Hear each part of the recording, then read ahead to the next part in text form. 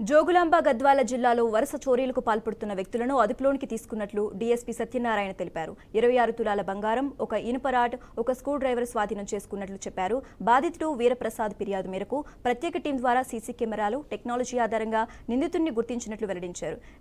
నిందితుడు సులువుగా డబ్బు సంపాదించాలనే ఉద్దేశంతో చోరీలకు పాల్పడినట్లు తెలిపారు. గద్వాల పరిధిలోని గ్రామాల్లో పగటిపూట తాళాలు వేసిన ఇళ్లను టార్గెట్ చేసి దొంగతనాలు చేసినట్లు డీఎస్పీ సత్యనారాయణ వివరించారు.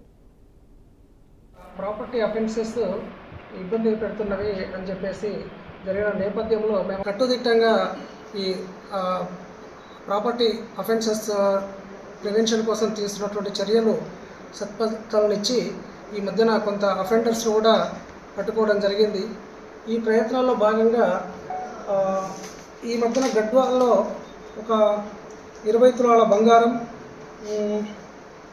80,000 రూపాయలు, గట్టు పిఎస్లో 10 తులాల బంగారం, 80,000 రూపాయలు, గద్వాల టౌన్ రాఘవేంద్ర పాండురంగ కాలనీలో ఒక 20 తులాల బంగారం, 2,75,000 రూపాయలకు సంబంధించిన హౌస్ బర్గ్లీ జరిగింది. దాంట్లో మా వాళ్ళు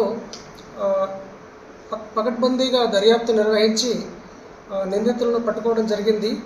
ఇలాంటి సంఘటన ఐజా పట్టణంలో కూడా దేవాలయాల్లో జరిగినటువంటి నేరాలకు సంబంధించి నేరస్తులను పట్టుకోవడం జరిగింది. ఈ అన్ని విషయాలకు మీడియా మిత్రులకు, ప్రజలకు బ్రీఫ్ చేద్దామనే ఉద్దేశంతో గద్వాల్లో జరిగినటువంటి ప్రధానమైన 20 తులాల బంగారము, 2,75,000 క్యాష్కు సంబంధించి దాంట్లో పాండురంగ కాలనీలో జరిగిన ఈ అఫెన్స్ జూన్ 20 తారీఖు రోజు జరిగింది. డే ఆఫ్ ఇది హెచ్బి డే.